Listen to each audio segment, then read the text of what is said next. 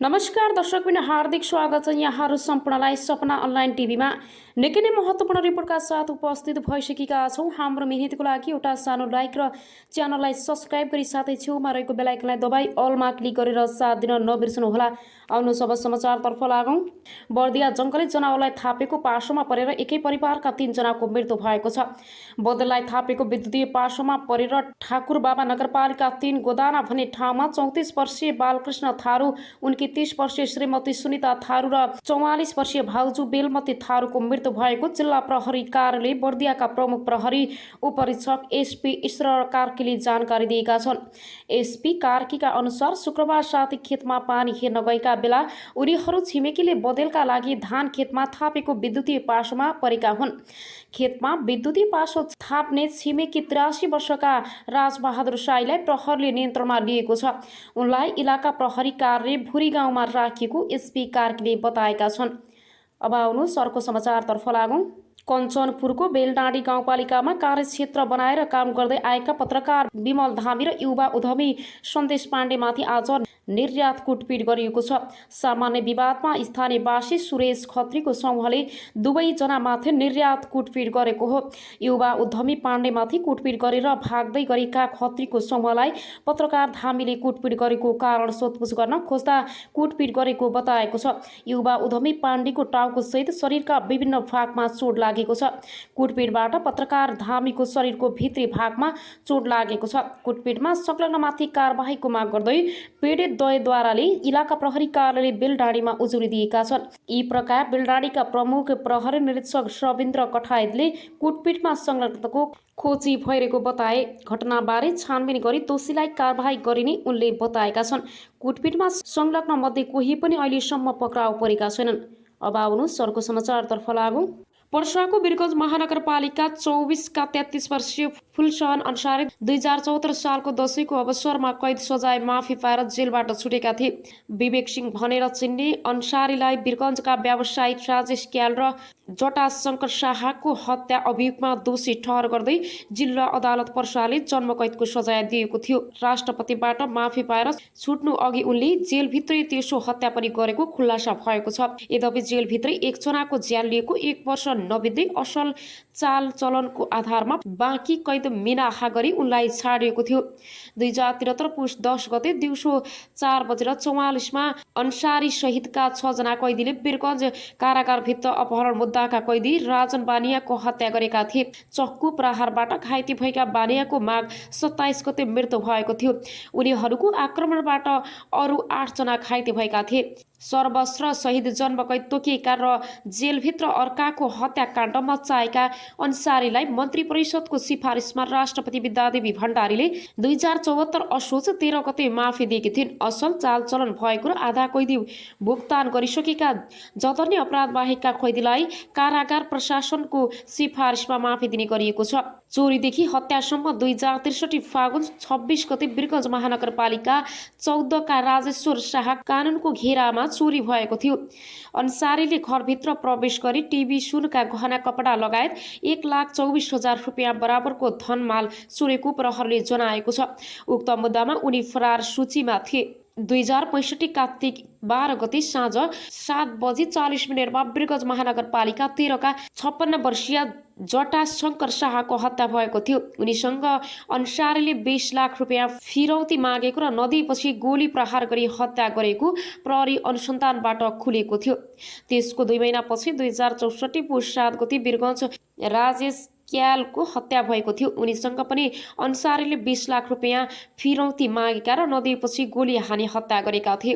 त्यसको 24 दिन नबित्दै पुष 29 गते 12 को कन्या प्राविकी प्रधानाध्यापक उर्मिला थसिने माथि पनि अन्सारीले गोली प्रहार गरेका थिए। स्कुलको छ्याल बाहिरबाट प्रहार गरेको गोली थसिनको पाखुरामा लागेको थियो। 2 जनाको हत्या र 1 जनाको हत्या प्रयास गरेर जन्मकैदको सजाय पाएका अन्सारी जेलभित्रै अर्को हत्याकाण्ड गरेर भुक्तान भएका थिए। बाहिर आएपछि पनि उनले अपराधी गतिविधि छाडेका थिएनन्। भारतमा बसेर नेपालमा बम विस्फोट, फिरौतीका लगायतका अपराधीमा उनी संलग्न थिए। जेल जानु पहिले नै उनले 2 जनाको हत्या र 1 जनामाथि गोली प्रहार गरी घाइते बनाएका थिए। यस्तै चोरी डकैतीबाट घटनाहरूमा समेत उनको संलग्नता देखिएको पर्सा प्रहरी प्रमुख एसपी बेलबहादुर पाण्डेले बताएका थिए। भारतबाट घर आउने क्रममा गत सोमबार बिहान अन्सारी पक्राउ परेका छन्। नेपालमा विवेक र पुलसहन नामबाट चिनिँदै आएका उनले भारतमा भने अंकित पटेलको नाममा आधार कार्ड बनाएका थिए। यसबीच उनी धेरै पटक नेपाल आउन जान गरे पनि प्रहरले समात्न सकेको थिएन। धेरै पटक उनले 2076 साउन 24 गते साँझ 7 बजे वीरगञ्ज 4 बिर्ता बजारमा र 28 गते साँझ 8:15 बजे वीरगञ्ज 8 घण्टा घर नजिक तरकारी बजारमा सुतली बम विस्फोट गराएका थिए। विस्फोटमा परि 4 जना घाइते भएका थिए भने घण्टाघर नजिक रहेको राजकुमार अग्रवालको घरमा सोही समयमा र बाराको प्रशसौनीमा 2076 साल 1 गते बम विस्फोट भएको थियो। उक्त बम विस्फोटमा पनि अन्सारीको संलग्नता खुलेको छ। बम विस्फोटमा संलग्न उनका आफ्नै 2 भाइ अझै जेलमै छन्। अन्सारी जेलभित्रको चक्कु प्रहार गरी 1 जनाको हत्या र 5 जना घाइते भएको मुद्दामा 1,50,000 रुपियाँ धरौटीमा छुटेको पाएको छ। यो मुद्दाको फैसला भने हुन बाँकी रहेको प्रहरी स्रोतले जानकारी दिएको छ। बम विस्फोटको घटना मुद्दा भने मुल्तवीमा राखिएको थियो। वीरगञ्ज महानगरपालिका 24 रामगढका 32 वर्षीय इनुस अन्सारी, 22 वर्षीय मुद्दा अन्सारी र 29 वर्षीय टाइगर भनिने औवाद अन्सारीलाई त्यही बेला पक्राउ गरेको थियो। 2075 भदौ 4 गते वीरगञ्जको चण्डाल चोकमा पक्राउ परेका उनीहरूको साथबाट 4 थान गोली र विस्फोटक पदार्थ समेत फेला परेको थियो। उनीहरूको बयानबाट अन्सारी मुख्य योजनाकार रहेको खुलेको थियो। तर त्यसपछि उनी भारतमा बसेरमा नेपालमा अपराध गर्दै आएका थिए। अब आउनु सरको समाचारतर्फ लागौं। भ्रष्टाचारको अखण्ड सबै पदाधिकारी विवादित भएका छन्। जनताको उपचार गर्न र चिकित्सक उत्पादन गर्न पूर्वी नेपालको धरानमा स्थापित बीपी कोइराला स्वास्थ्य विज्ञान प्रतिष्ठान भ्रष्टाचारको अखण्ड बनेको छ। मुलुकको पहिलो जननिर्वाचित प्रधानमन्त्री बीपी कोइरालाको नाममा स्थापित विश्वविद्यालयको निकासा पछिल्लो 2 वर्षको अवधिमा 3 उपकुलपति भ्रष्टाचारको आरोपमा मुछिनेले त्यही संकेत गर्छ। 2076 साल असार 26 गते प्रतिष्ठानका तत्कालीन उपकुलपति प्रा डाक्टर राजकुमार श्रैनियार 8 लाख रुपियाँ घुससहित पक्राउ परे। प्रतिष्ठानको भवन निर्माणले ठेक्काको कमिसन लिने क्रममा उनी निवासबाट पक्राउ परेका थिए। त्यसको 3 सातापछि अघिल्ला उपकुलपति बलभद्र प्रसाद दासमाथि 4 करोड भ्रष्टाचार मुद्दा लाग्यो। दुवै मुद्दा विशेष अदालतमा विचाराधीन भएका बेला नयाँ पदाधिकारीहरू पनि रत्तीभर डराएनन्, अनियमितता गरिरहे। सरकारले गठन गरेको कार्यदलले उपकुलपति ज्ञानेन्द्र गिरी भ्रष्टाचारको आरोपबाट उम्किन नसक्ने गरी सरकारलाई मंगलबार प्रतिवेदन बुझाइसकेको छ।